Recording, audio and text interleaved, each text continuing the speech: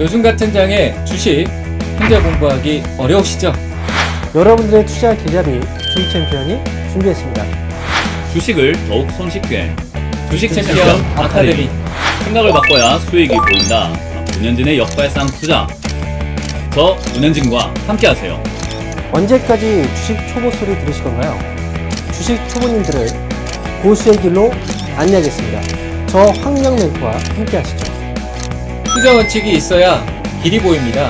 매수매도 잘하는 방법 제가 전해드리겠습니다. 저 김도호와 함께하세요. 제가 이렇게 힘든 시장에 여러분들한테 조금이나마 도움이 될 수 있게 주식을 잘 사고 잘 파는 방법에 대해서 그래서 이번에는 좀 엑기스만 빼서 실전 쪽에만 맞게끔 하려고 그래요. 어려운 거 할 거 없잖아. 이거만 하면 되잖아. 비법들만 가지고 매매하면 돼요. 또 듣고 하면 귀가 뻥 뚫려요. 개구개굴 팍팍! 홈페이지와 핸드폰 어플리케이션 어디서든 함께할 수 있습니다.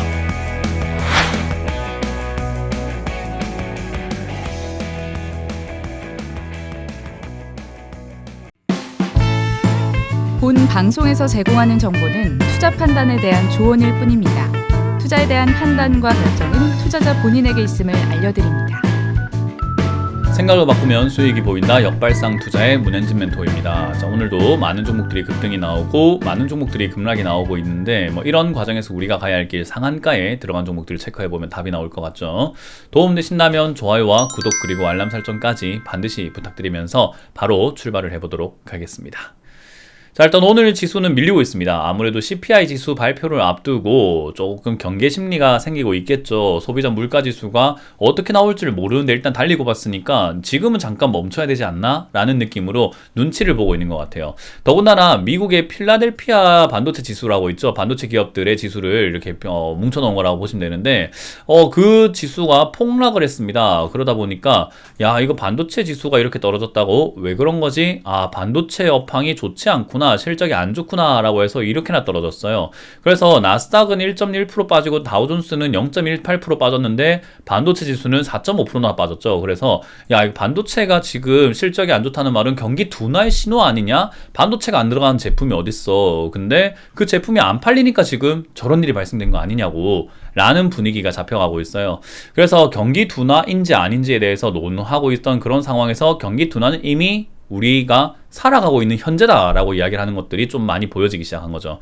그러다 보니까 지금 이렇게 달려왔던 게 이래도 되나 싶은 마음이 들었을 거고, 그러다 보니까 잠깐 주춤하는 것 같아요. 물론 하락이 시작이다 라고 말하긴 조금 힘듭니다. 이거 하나 띡 보고 하락이 시작이다 라고 할 수 없죠. 제가 늘 말했던 거, 지금 이 상승을 보면서 상승의 시작이다 라는 걸 알 수가 없듯이 양봉에서 음봉으로 전환된 이 음봉 하나 띡 보고 하락의 시작이다 라고 보는 것도 어불성설이에요. 하지만 일단 올라가기 힘들다 라는 것을 좀 보여주는 구간이다 라고 생각이 들기 때문에 그 점 참고하시면서 대응을 하시는 것이 좋을 것 같죠. 자, 어찌됐든 지금 이 자리는 CPI 지수뿐만 아니라 PPI 지수도 발표가 나와야 되고, 그리고 다음 주는 FOMC 의사록 공개도 있기 때문에 이 물가 지수가 어떻게 발표되느냐에 따라 가지고 연준의 움직임이 좀 달라질 수 있습니다. 그 연준 움직임에 따라서 지수 방향성도 달라질 수 있겠죠. 그래서 그 점을 여러분들 참고하셔가지고 역시 여전히 이 외바닥은 외면하는 것이 맞을 것 같다. 여전히 그 다음 하락이 여기 저점을 반등이 나왔을 때 잡아도 되고, 또는 추세 전환이 일어났을 때 지지 반등 나왔을 때 잡아도 되고, 또는 여기서 깊게 빠진다면 깊게 빠지고 난 다음에 잡아도 되니까 지금은 아니다라는 거죠. 올랐다 내렸든, 그리고 내려갔다 올라갔든, 더 내려갔다 올라갔든 다음 내려가는 이 구간들이 우리는 매수 타이밍이다 라고 보고 대응하는 것이 현명한 판단을 하는 방법입니다. 그래서 우리가 이런 말 들어봤을 거예요. 발바닥, 그러니까 완전 밑바닥 잡으려 하지 말고 무릎에 사서 어깨 팔아라 라는 거 이야기를 하는데, 내려가고 있는 도중에 무릎에 사도 되지만 어디까지 빠질지 모르기 때문에 여기가 무릎인지 허리인지를 알 수가 없단 말이에요. 하지만 내려갔다가 올라가고 있는 과정 속에서 사게 되면은 여기는 무릎이 맞구나 라고 생각하고 들어갈 수 있다는 거죠.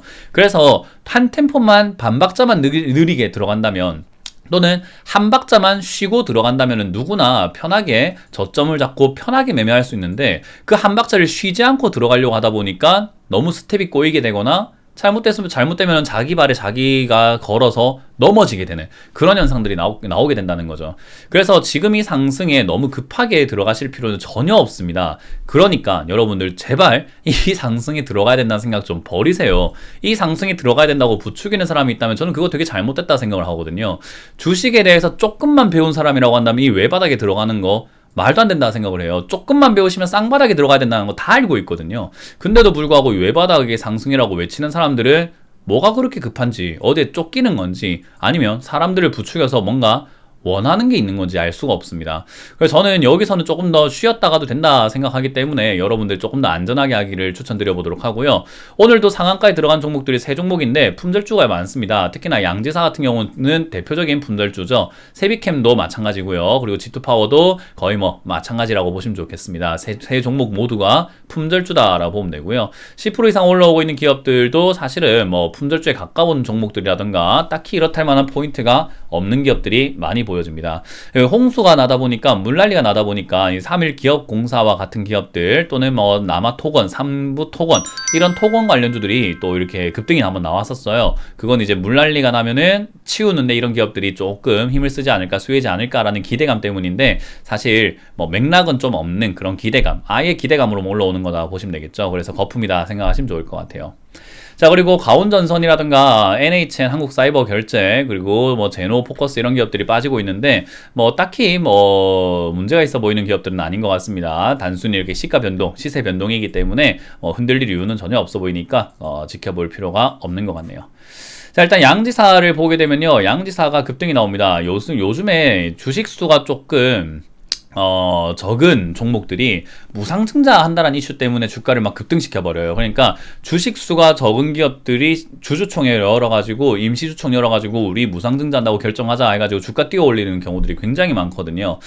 되게 악질적이에요. 사실 이거 진짜 나쁜 기업들이에요. 그런 식으로 하는 기업들이. 왜냐하면 기업이 정정당당하게 주가를 띄워 올려야 되는데 편법 쓰고 있는 거거든요. 그래서 주가가 뛰어 오르게 되면 이제 대주주의 지분이 확대가 되면서 뭐 주식담보대출도 받을 수 있고, 그리고 대출을 받았다고 했을 때 그 한도가 좀 이렇게 줄어들고 있는 상황에서 주가가 오르면은 지분율이 확대가 되니까 그걸로도 뭔가 좀 연장이 될 수 있고, 그리고 주가가 이렇게 뛰어 오르고 난 다음에 유상증자 때려버리게 되면은 지분은 많이 안 뺏기면서 돈은 또 확보할 수 있는 여러 가지 이점들이 많아요. 누구한테냐면 회사한테 이점이 많습니다. 그래서 무상증자로 함께 주가 뛰어 올리는 형태가 사실은 굉장히 악질적인 행태인데 지금 거의 근 한 달 동안 이어지고 있는 게 무상증자죠. 무상증자 이슈로 급등 나오는 종목에 개미들이 또 환장하고 달려들다 보니까 사실 이게 안 좋은 건데도 불구하고 좋은 것 마냥 달려들고 있다는 거죠. 우리 왜 입에 달달한 거 막 불량식품 같은 거 몸에 안 좋은데 주면 좋잖아요. 딱 그런 느낌이라고 보시면 돼요. 몸에는 안 좋은 거고 실제로는 좋은 게 아닌데 좋아 보이니까 사람들은 달려들더라. 그래서 이것도 마찬가지로 양지사 지금 딱 그 꼴이라고 보시면 되고요.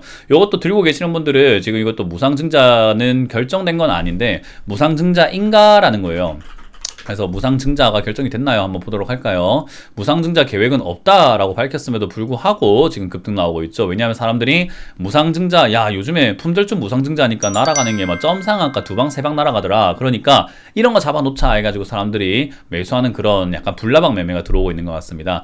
여러분들은 현명하신 투자자들이겠죠. 이 방송을 보시는 분들은요. 그래서 이런 투자를 하지 않는 게 좋다라는 점 기억하시면 되겠고, 하나의 해프닝으로 보고 하나의 교훈으로 보시면서 공부하는 자료로 쓰시길 바라겠습니다. 세비캠은 상장한 지 얼마 안 돼서 이제 지지부진하다가 급등이 나왔어요. 이제 폐배터리를 재활용하는 그런 기업이라고 보시면 좋겠는데, 어쨌든 이 기업도 주식수가 적다 보니까 저런 이슈, 뉴스 저런 거 하나만 나오면은 뭐 급등이 나와버려요. 주식수가 400만 주대 470만 주 발행이 되어 있는데 58%가 묶여 있잖아요. 그래서 이도저도 아닌 형태를 만들고 있고, 실적이 좋은 기업은 맞으나 지금 이렇게까지 거품 만들어질 단계는 아니죠. 제가 말했지만 상장될 때부터 이미 거품이기 때문에 사실은 이렇게 급등하는 것은 거품에서 또 한 번 더 튀어오르는 약간 고가놀이에 가까운 형태라고 보시면 좋겠습니다. 들고 계시는 분들은 이제 매도 관점을 노리시고 상한가 풀릴 때 매도하시는 게 좋은데, 거래량 대비 잔량이 별로 많지 않아요. 매수 잔량이 6만 주밖에 없습니다. 거래량은 300만 주인데요. 그래서 이거는 아마 상한가가 오늘 풀리거나 또는 오늘 이제 3시 20분이네요. 지금은 안 풀릴 것 같고 종가에 풀릴 수도 있지 않을까요? 어쨌든 이거 금방 풀릴 것 같아요. 풀리거나 내일 바로 그냥 꼬꾸라지는 형태일 것 같으니까 빨리 매도하시는 게 좋습니다.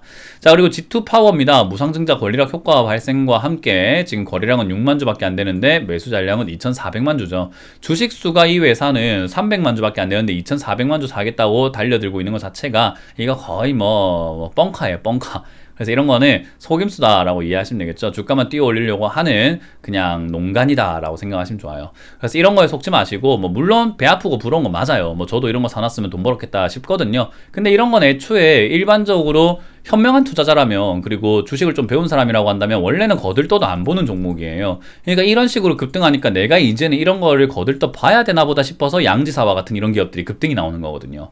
그래서 투자 전략이 그때그때 바뀌어야 되는 건 맞으나 아닌 건 아닌 거거든요. 그래서 이런 잡주, 품절주는 원래 애초에 계좌에 들어가면 안 되는 종목이고 사면 안 되는 종목이기 때문에 조금 여러분들이 공부를 하신 사람들이라고 한다면 저는 굳이 이런 G2파워 같은 이런 기업들 수익 나는 건 부러운 거 맞는데, 그렇다고 해서 내 전략을 바꿔가면서까지 이런 기업들을 사야겠다라고 각오하는 것은 전 좋지 않다라고 생각이 됩니다. 어찌됐든 우리는 올바른 그리고 건강한 투자를 저는 지향을 하기 때문에 여러분들도 그 점 참고하셔가지고 G2파워는 들고 계시는 분들은 수익 축하드리고, 그리고 들고 있지 않은 분들은 너무 배 아파하지 마시고 너무 부러워하지 마시고, 그리고 조급해서 따라 붙지 마시고, 그리고 이런 기업이 없을까, 또 무상증자하는 기업 없을까, 품절주이면서 무상증자인 기업 잡아야 되겠다 라고 하시다 보면은 잘못하면 상폐되는 기업을 잡을지도 모른다는 점, 리스크가 있는 기업이라는 거 기억하시면 좋겠습니다. 자, 어쨌든 이렇게 오늘 보니까 품절주만 급등하고 있죠. 여전히 지금 며칠 동안 거의 한 달 내도록 품절주만 급등하고 있기 때문에 저는 시장의 질이 정말 안 좋다고 생각을 해요. 그래서 빠지는 것은 어찌 보면 당연하다. 제가 항상 말씀드리지만 저는 빠진다고 90%대 확신을 갖고 있다라고 말씀드렸죠. 거의 90% 정도는 저는 확실할 것 같다. 저는 장담은 아니지만 거의 90% 정도의 확률로 하락이 나온다라고 생각하고 있기 때문에요. 그 하락의 형태를 보고 우리는 대응을 하자. 하락의 형태가 어떤 모양새인지 보고 저점인지 아닌지 판단해서 조금 전략을 짜보자라는 이야기를 해드려 보도록 하겠습니다. 자, 이렇게 오늘 마쳐보도록 하고요. 뭐 조금 더 기다리면 되는 것을 괜히 서둘러가지고 일망치지 않았으면 좋겠습니다. 조금만 더 기다리시면서 편안한 마음으로 바라보자라는 전략을 드려보면서 마무리 짓겠습니다. 지금까지 문현진의 역발상 투자였습니다. 고맙습니다.